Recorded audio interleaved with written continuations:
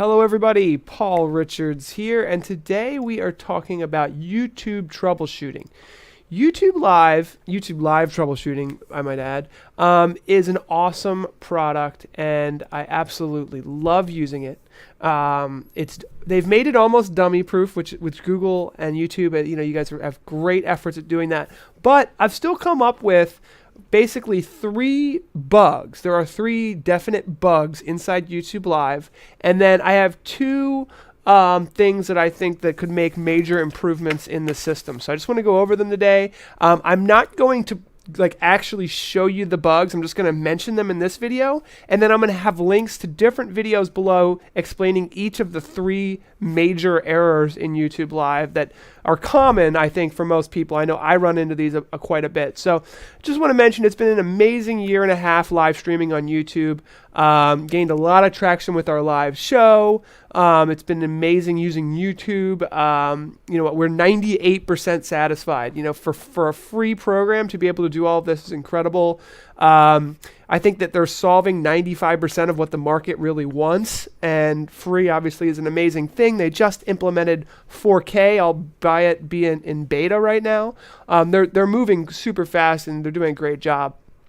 I think if you look at what Facebook and YouTube have done to the market, I do believe that they're making paid CDNs like Ustream and Cast potentially less important. Now there's no facts behind this. This is just my general understanding of talking to customers, is that as the market grows, the need for paid CDNs is still going to go up, but as an average, Facebook and YouTube are grabbing so much of the market that I think that the portion of the market that the paid CDNs, which offer geo-blocking and quality of service and protected password protections and things like that, are becoming less important overall. Maybe they're becoming more important than they were because the whole market's growing, but we're seeing right here, and I'm sorry I'm blocking this a little bit, but basically here's the streaming adoption here, right? So you can see here that we've kind of left the innovation stage, in my opinion, and we've left the early adopter stage. We're starting to get into the early majority, and that's something that's really exciting, and this is what YouTube and Facebook are really helping us do. So before we start, we're talking about errors, troubleshooting on YouTube Live, but I absolutely love this platform, and there's nothing terribly wrong with it. There's just a few things that need to be changed. So first of all, error number 1, there's a stream key error that comes up quite often with pre-scheduled events. Now there's 2 ways to schedule an event, and this is something that I wanted to kind of bring to the attention of everyone. First, you can use the Stream Now feature, and the Stream Now feature, it says it's still in beta, but it always works. You get a URL, which is always YouTube's URL, and you get a stream key, and you stream to that, and that's your channel, okay? Your YouTube channel has a channel stream URL, and usually it's YouTube-C- your channel name /live. And the nice thing about that is that URL never changes. You can have a permanently link to that URL, and every time you stream with that stream key, it goes directly to there.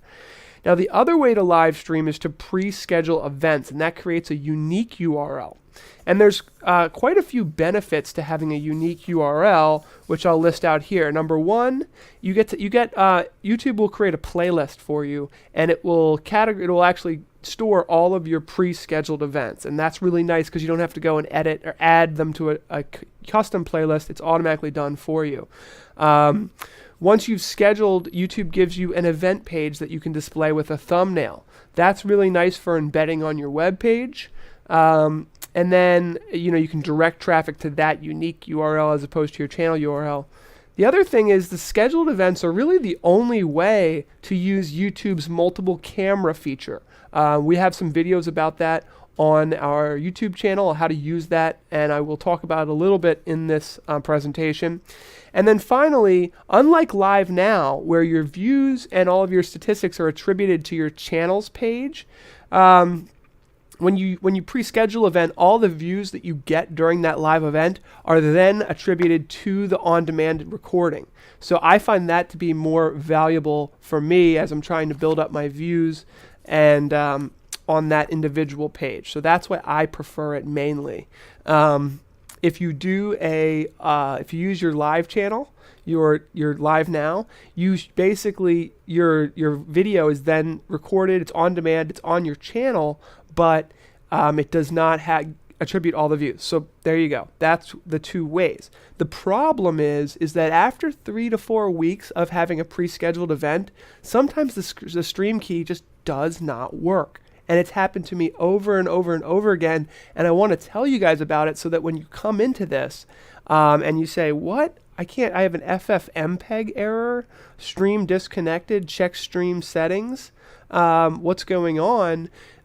It's not your streamer's fault. I was blaming it on vMix. I was blaming it on Wirecast. And I tried it with OBS. And then I realized, all right, OBS isn't working, Wirecast isn't working, vMix isn't working. It's not the software, it's YouTube. Literally, the stream key has an error in it. And it happens after like 3 or 4 weeks. I don't know if they switched their something on the back end, but it's really, really annoying. And if you don't know what's happening, you could blame the encoder software, you could blame, the operating system. You're looking for all the errors. The error is on YouTube's side, okay? That is clear to me, and I'm going to prove it in another video. I just want to go over all the errors in this video, and then the links below I will prove. I have an event right now that I cannot stream to using the proper stream key provided to me by YouTube. So you get something like this that says we are not receiving data from your encoder. Check the ingestion settings. You go to the ingestion settings, you try to get it, and it won't work. How do you troubleshoot this? You have to delete this event and create a new one. What I've found is if it's been created within a week or so, it always works. It's for the streams that you have pre-scheduled months in advance that just never seem to work, like almost never. So there's a pretty big problem there. Error number 2 is editing recorded video over 1 hour in length. This is a known issue on the YouTube platform that just started. I have been live streaming for 1.5 years now on YouTube, and almost all of my recordings end up being a little bit over an hour. I have a 20-minute live show, 20-minute Q&A, and I start the show about a half hour early to let the notifications go out through YouTube, via email to my subscribers, and I have a countdown timer with the pre-show, and I delete that portion of the recorded video with the YouTube enhancement feature called Trim, which you can see here. Right over here, there's the trim feature. I use it every single time.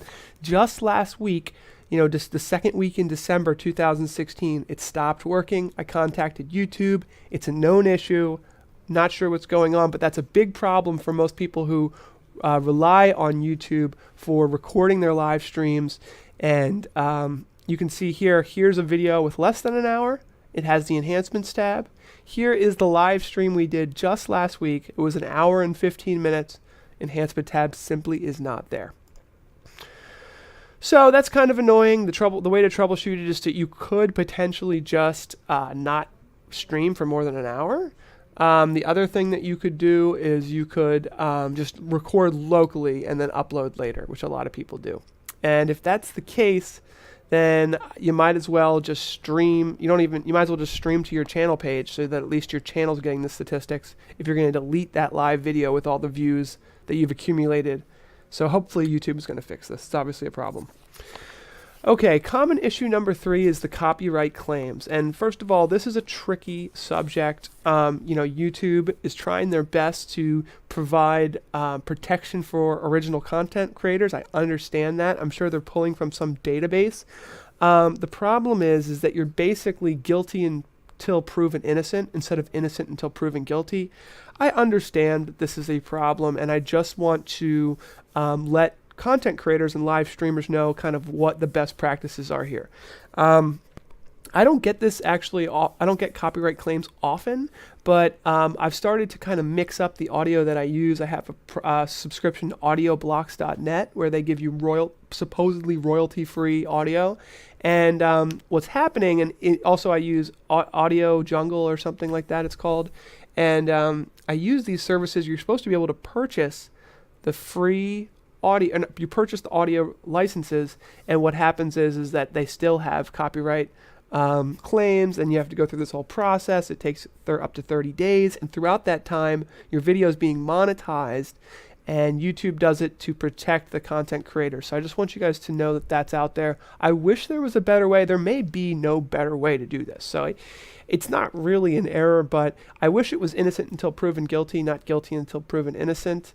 But they don't delete your video. They don't block it. Although at one point in time, I had my live streaming rights taken away because of something that literally wasn't even copywritten at all. I had to dispute it. And one of my channels actually still to this day has an error in it that I can't get fixed. So, you know, you can go down to the video manager section and there's a copyright notice and you can go in there and dispute the claim. Now I've got 2 suggestions for YouTube to make the platform better. One is there's 2 modes for live streaming. You can optimize for interaction in low latency, or you can optimize for less viewer buffering. It's kind of a trade-off here. If you optimize for interaction, you're basically saying that you want to have the least amount of latency so that your chat room is basically almost instant, like real time with what you're doing. If you optimize for buffering, as time goes on, it could be more and more latency. Now YouTube actually has gotten a lot better with this. It used to be minutes of latency. Now it seems to only be 30 to 45 seconds, which it seems to get a little bit more over time, just a few more seconds every minute or so. But here's the problem with using the optimized for interaction, low latency. It skips frames in order to jump back up to real time. So you could actually have a second in your recording or in your live show where 2 seconds have just skipped, and the words that you were saying are just skipped completely. So here's my suggestion. For live streaming, for those people that need real-time live streaming, you allow it to skip, because that's the only way I believe that's possible to keep that real-time interaction, but you give them a second option to have the recording that's being done on YouTube still include the buffering. Because the problem here is that if you choose optimize for interaction, your recording includes all those skips and jumps in the video. So that's annoying. And then your recording is basically worthless. So it would be great if you could have 2 options there.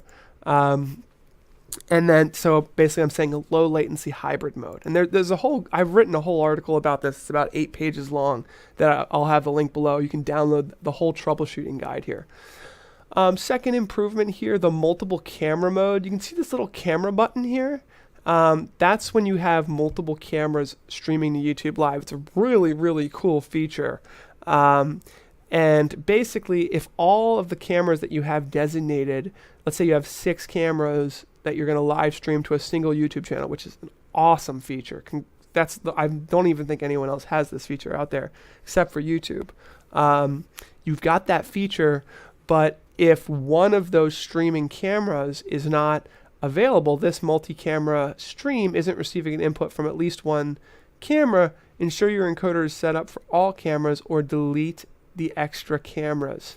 So my suggestion there would be to say, and this is a small thing, and I'm going to end this video very shortly here, is to say, well, 1 out of let's say 4 out of 6 of these are streaming. Would you like to start without them, not making you go back and delete them?